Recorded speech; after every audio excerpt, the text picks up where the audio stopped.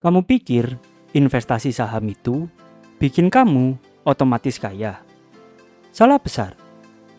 Gue tahu ini agak nyakitin, tapi dengerin dulu. Ada banyak orang yang masuk ke saham karena ikut-ikutan, berharap cepat cuan, tapi ujung-ujungnya malah bangkrut dalam diam. Lucunya, banyak yang percaya semua uang gue taruh di saham biar berkembang lebih cepat. Dan yang lebih lucu lagi, orang yang paling semangat teriak hold sampai kaya raya itu seringnya paling panik pas market jatuh. Tapi pernah mikir nggak? Kenapa pilot pesawat punya lebih dari satu mesin? Kenapa SIM card aja kita punya 2? Tapi kenapa uang kita cuma ditaruh di satu tempat? Gue mau cerita singkat tentang temen gue, namanya Dimas. Anak muda pinter, rajin baca buku keuangan. Setiap bulan nyisihin gaji buat investasi. Dan dia punya prinsip all in di saham. Fokus satu titik biar maksimal. Awalnya keren banget. Portofolionya naik 40% waktu market lagi hijau. Dia ngerasa kayak Iron Man, tak terkalahkan. Tapi suatu hari pasar jatuh. Dalam seminggu, uang tabungan 3 tahun hilang setengah. Dan lo tahu apa yang dia bilang ke gue waktu itu? Gue kira gue lagi membangun masa depan. Ternyata gue lagi gali lubang sendiri. Gue diem karena ya gue juga pernah kayak dia. Gue yakin lo juga pernah ngerasain fase ini. Baru belajar investasi, langsung loncat ke saham. Ngelihat influencer pamer cuan, ikut beli. Kalau harga naik, sombong. Kalau turun, pura-pura kuat. Dan yang paling lucu, kita nggak pernah punya rencana. Cuma pengen kaya cepat. Sebagian besar orang masuk saham bukan karena ngerti, tapi karena takut ketinggalan atau FOMO. Mereka kira diversifikasi itu cuma untuk orang pengecut. Padahal orang yang paling berani justru yang siap kehilangan segalanya. Tapi tunggu dulu. Kalau saham itu bagus, kenapa banyak investor besar justru menyebar uangnya ke berbagai tempat? Ada satu rahasia yang jarang orang mau omongin, yaitu tujuan investasi bukan buat cari yang paling besar cuannya, tapi buat lindungi uang lo dari hilang. Sederhana banget. Diversifikasi itu kayak payung. Lo mungkin gak butuh setiap hari, tapi lo bakal nyesel banget kalau hujan turun dan lo gak bawa apa-apa. Bayangin, lo punya 5 gelas.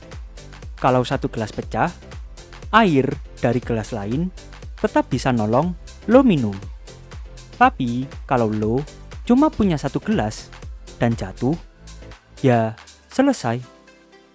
Dan disinilah banyak orang gagal. Bukan karena sahamnya jelek, tapi karena semua uangnya ditaruh di satu tempat yang salah di waktu yang buruk. Ceritanya balik lagi ke Dimas tadi. Setelah kejatuhan itu, dia hampir menyerah. Dia bahkan bilang, mungkin investasi bukan buat gue. Tapi sebenarnya masalahnya bukan sahamnya. Masalahnya adalah ketergantungan. Dia taruh semua uangnya di saham, tanpa tabungan darurat, tanpa deposito, tanpa emas, tanpa reksadana, tanpa side income. Dia hidup di satu tiang.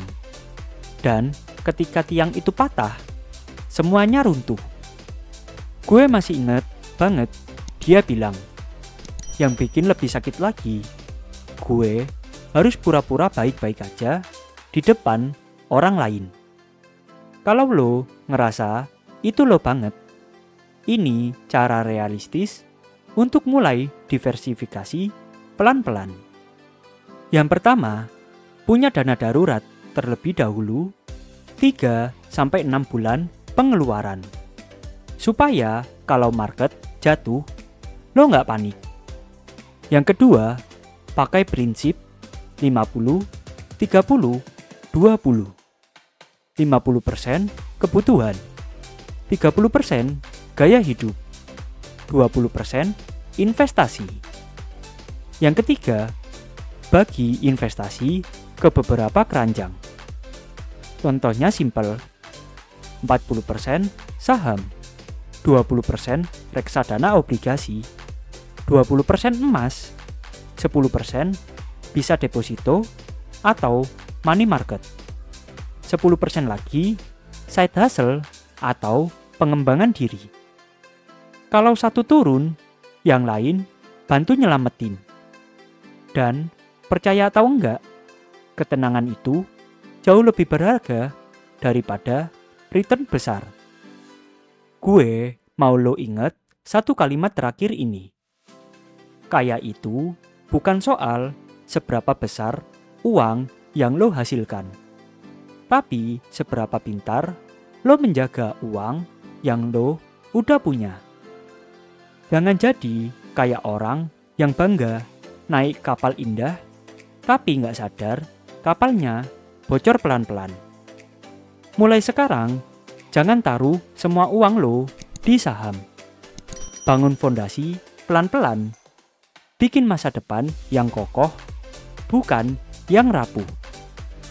Kalau lo pernah ngerasa jatuh karena salah investasi, atau pernah ngerasain panik karena saldo tinggal setengah, ceritain di kolom komentar ya. Gue pengen baca, siapa tahu cerita lo bisa jadi pelajaran buat orang lain juga.